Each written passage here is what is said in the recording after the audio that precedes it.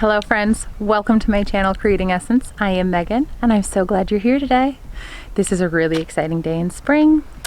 This is the day we do our first checkup on the beehive. It's going to be a little interesting trying to get this baby bump into the beekeeping suit. So far I haven't found a maternity beekeeping suit, but my husband has suggested I just craft a modification myself since I'm a professional seamstress. I've thought about it. Maybe I'll mass produce it. Surely there are other pregnant beekeepers out there. You getting on your beekeeper suit? I am getting on my beekeeper suit, yep. I already wear a size large men's for the height, but I think this is gonna earn me some extra width too. Mama, could I go with you? Not right now, honey. We don't have a kid beekeeping suit yet. No, then buy a kid beekeeper kids suit. I'll look for a kid's beekeeper suit.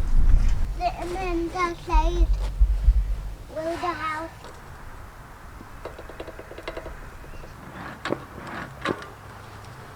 Let's go.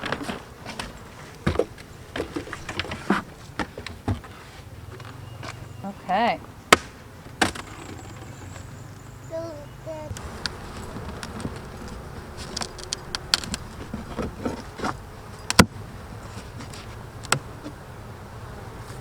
I am seeing a lot of drawn out comb in this top frame, which was not the case this fall.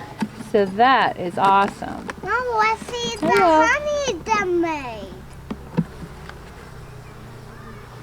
That is a good sight.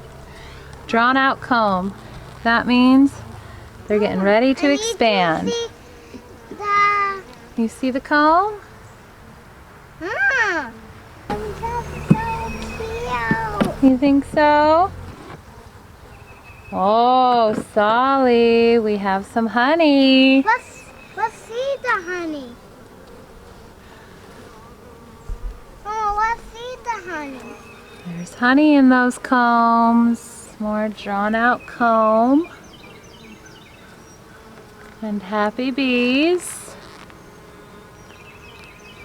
Happy bees. Just food stores. Oh, a larva. Okay. See? It looks like they have laid larvae inside of the burr comb that they have tried to seal the two boxes together with. Mama. All right, Solly. Solly, listen.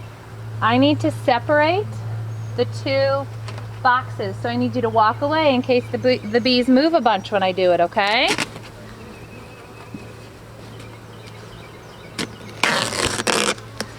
Taking off the tape that I taped the hives together with this winter to seal that crack.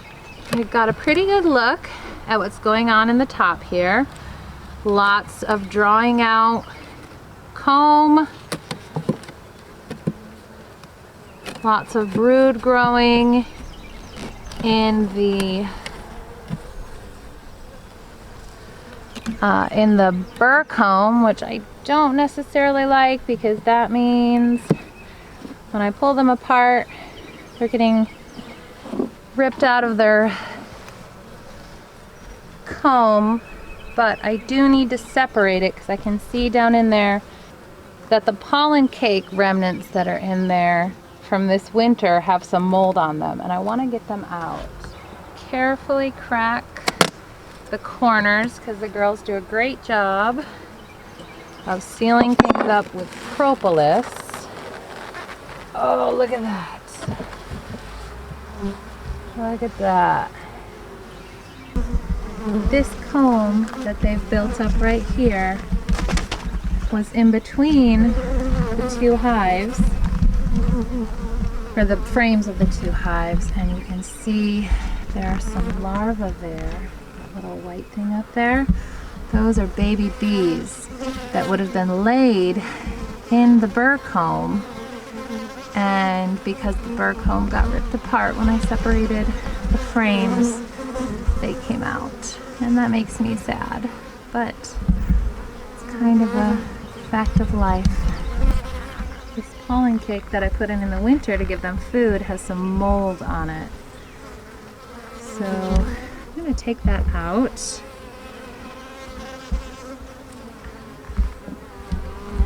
I don't see any beetles under it, which is good, but I do need to get my smoker ramped up again so I can get these girls to go down inside, so there's much less risk of crushing any little bodies while I'm checking on things. First, I'm gonna check my small hive beetle trap here. This is just a little kind of a trough with slots so little the bees can't get in. Woo! And it has oil in it. So the beetles go in there and basically drown. But the bees cannot be harmed. All of these bees know I'm here. Not one cares. I've pulled apart their hive. I've hurt some of their brood and they do not care. They are not threatened by me, because if they were, they'd be making a much different noise and they would be coming at me. Try to get them to go down into the hive. My smoke is not coming out super effectively. Otherwise I wouldn't be smoking that much right now. Gonna go in order. I found, for my personal dexterity, frame lifter is a great tool so that I can carefully lift them. So you've got a little honey on this side, but this side, that is a lot of happy capped honey, looking great. I like to put the first one down on my frame holder so that I have more room to slide them back and forth, and I can see through to the bottom to look for signs of pests in the hive. A lot of people, when they go into their hives, go on a hunt for the queen. I do not. There's more capped honey. And on this side, uncapped honey. You can see it shiny. That means it's not full yet, so they haven't capped it. Some of that in the corner they've capped. And I'll just, excuse me, slide this over. Separate the next two. I don't look for the queen. I would rather leave her alone. I just look for signs that she's healthy. And here, oh, we have little baby bees down in there. They kind of look like little white worms. It's in a good strong pattern. Lots of brood in the middle, honey on the outside, because that's what they feed them. And I won't go straight to the core, to the center. That's often where the queen is. I'm not going to go all the way through, just because I don't need to. If I'm seeing plenty of healthy sign everywhere else, I don't need to look at every single one. This is amazing. This is all capped brood. These are all baby bees that will be hatching soon. That is awesome. Let me look at this side. Same thing. Same thing. That is all sorts of happy growing baby bees. This one might be a little tricky. Oh, there we go. I'm seeing plenty of healthy bees, tons of healthy brood, lots of honey stores, and I am confident that they are happy and healthy and strong in here. So I'm gonna line these back up. Gonna put this last frame in here. Going to put some more oil in the small hive beetle trap. I didn't see any small hive beetles in the bottom down there. And I only saw 2 around the outside, but I am not foolish enough to think that that's all there is. So I'm going to put these back together. All right, no crunchies. That always makes me happy when I put these back together and hear no crunching bodies. I'm actually going to put a hive beetle trap up here on this side of the hive, just for a little more protection, a little more potential to catch anyone who might be around that might not be that low.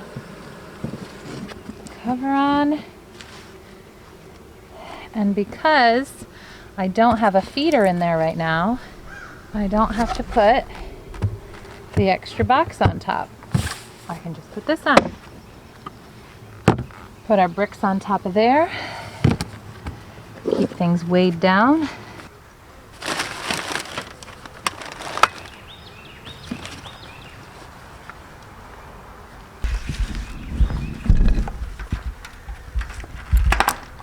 That full frame of capped brood tells me that in just a couple of days we are going to have a huge population explosion in that hive.